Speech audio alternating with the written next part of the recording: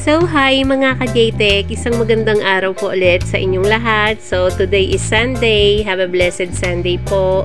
So, ayan nga, kahapon, to si Mr. JTech Works is nag-aya na pumunta daw kami sa may Dalandanan, Valenzuela, sa may Pure Gold kasi may motorcycle festival daw doon. Manonood daw kami. Pero sabi ko, hindi na ako sasama kasi nga pagod ako maglaba. So, ang nangyari, dalawa sila ng kumpare niya na nagpunta. Ito yon, siya si Marvin, yung kumpare niya.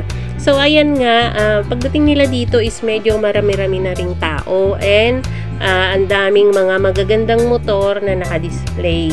So, ayan nga, makikita nyo, iba-iba tong mga motor dito at ang gaganda naman talaga.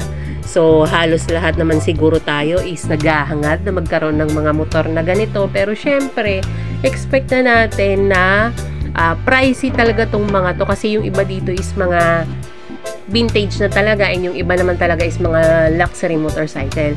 So, hanggang tingin na lang muna tayo sa ngayon. Pero malay natin, no, balang araw naman, dahil sa sipag at tiyaga natin, malay natin, mamonetize na talaga tayo dito sa social media. So, i-manifest talaga natin to. Tapos, syempre, ang pangarap naman talaga namin is ma-monetize na ng tuluyan kasi ang dami rin namang naming gustong gawin sa buhay, lalong-lalo na sa pamilya namin. Pero alam nyo ba na ang pinakapangarap ko talaga once sumahod na po kami dito is mag-grocery talaga ako ng bonggang-bongga. Yung tipong gagayahin ko yung mga napapanood ko na mga vlogger na namimili sila ng mga groceries tapos sinistock nila sa kanilang pantry. Although na wala akong pantry, pero syempre kahit groceries na lang, yun na lang talaga yung kailangan ko or yung gusto ko talaga.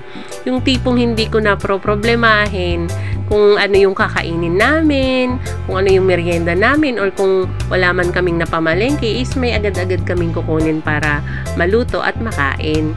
Pero syempre sa ngayon is hanggang sipag at tiyaga na lang muna tayo at patuloy na mangarap.